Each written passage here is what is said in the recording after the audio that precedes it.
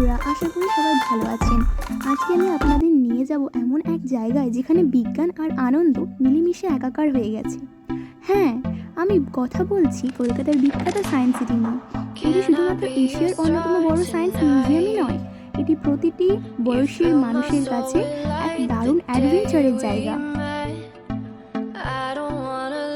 আজকের পুরো ব্লগে আমি আপনাদের জানাবো এখানে কি কি দেখবেন, টিকিটের দাম কত এবং কিভাবে আপনার পুরো দিনটি প্ল্যান করবেন। সো চলুন স্টার্ট করা যাক ভিডিওটি। এবং ভিডিওটি ভালো লাগলে লাইক, কমেন্ট অ্যান্ড শেয়ার করতে একদমই ভুলবেন না। So let's start. So friends, আমরা সায়েন্স সিটির মধ্যে প্রবেশ করে ফেলেছি, এন্টার করে ফেলেছি। সো সায়েন্স সিটির ভেতরে ঢোকার আগেই আপনাকে টিকিট কাটতে হবে। এখানে কিন্তু অনেক ধরনের কম্বো প্যাক পাওয়া যায়, আর আমার পরামর্শ থাকবে আপনারা যদি সব রাইড আর শো দেখতে চান তবে কম্বো টিকিট নেওয়াই বুদ্ধিমানের কাজ। স্পেস থিয়েটার, 3D শো আর টাইম মেশিন এগুলো কিন্তু একদম মিস করা যাবে না। গেট দিয়ে ঢোকার পরই চারপাশে যেসব সবুজ পরিবেশ আর বিশাল সব ডাইনোসরদের স্ট্যাচু দেখবেন, তাতেই আপনার মন ভালো হয়ে যাবে।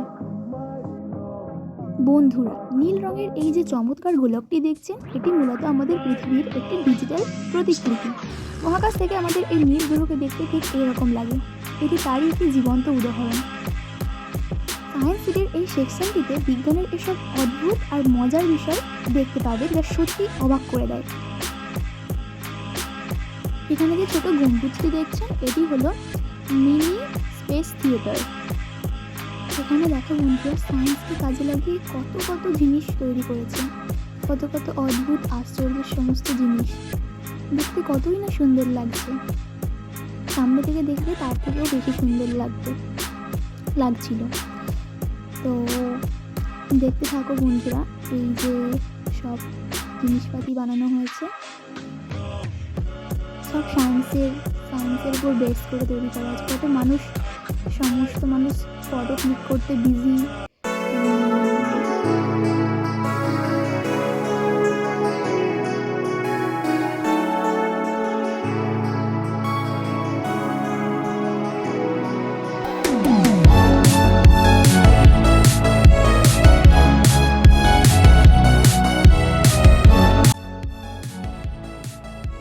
ফ্রেন্ডস, এখন আমরা প্রবেশ করলাম সায়েন্স সিটির সবচাইতে আকর্ষণীয় বিল্ডিং ডাইনামোশনের ভেতরটা একবার দেখুন। এর আর্কিটেকচার আর স্থাপত্য শৈলী সত্যিই অসাধারণ।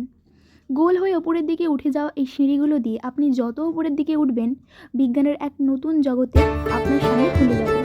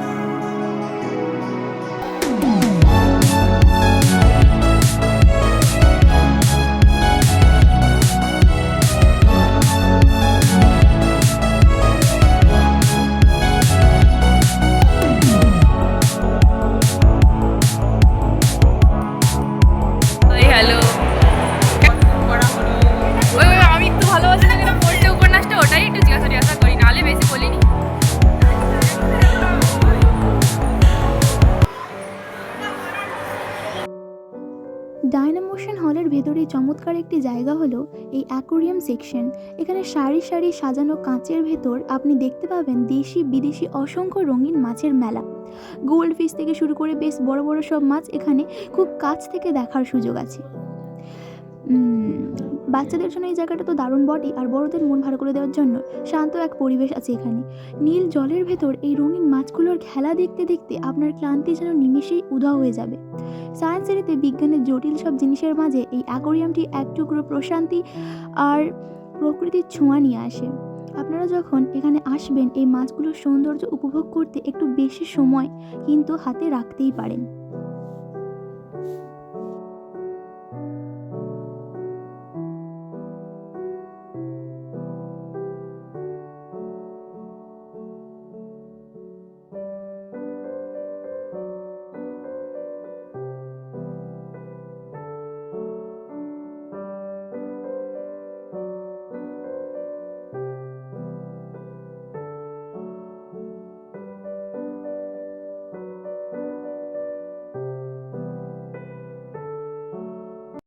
এই অ্যাকোয়ারিয়ামগুলোর সামনেই দাঁড়ালে মনে হয় যেন আমরা সরাসরি সমুদ্রের তলদেশে কোনো এক রহস্যময় রাজ্যে চলে এসেছি। নীল আলোর এই আভা আর স্বচ্ছ জলের ভেতর মাছের আনাগোনা সব মিলিয়ে এক মায়াবী পরিবেশ। মাছগুলোর সাঁতার কাটা দেখলে মনে পড়ে যায় সেই ছোটবেলায় শোনা মার মেয়েদের রূপকথার গল্পের কথা।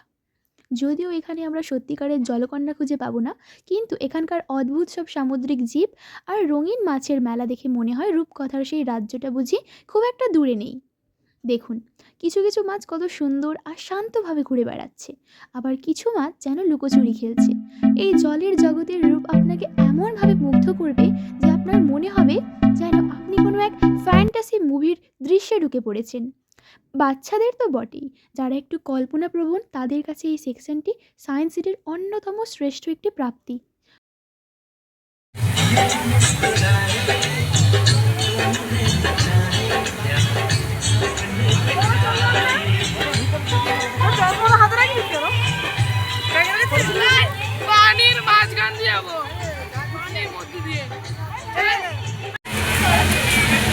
এবার পালা ছিল সায়েন্স সিটির অন্যতম সেরা অভিজ্ঞতার।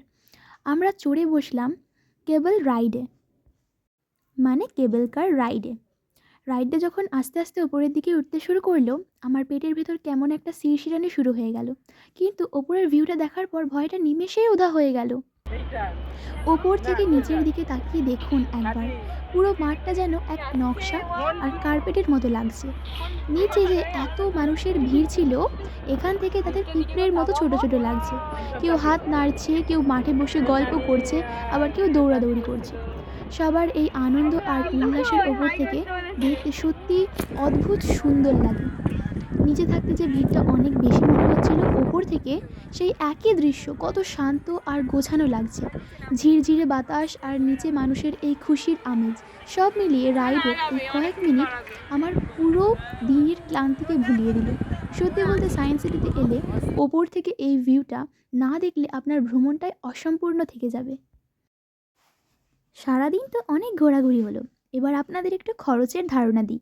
সায়েন্স সিটিতে ঢোকার জন্য মেইন গেটের টিকিট লাগবে 65 থেকে 70 টাকা। আর আমরা যে রোপওয়ে বা কেবল কারে চড়েছিলাম সেটার জন্য আপনাকে আলাদা করে দিতে হবে প্রায় 60 থেকে 70 টাকার মধ্যে।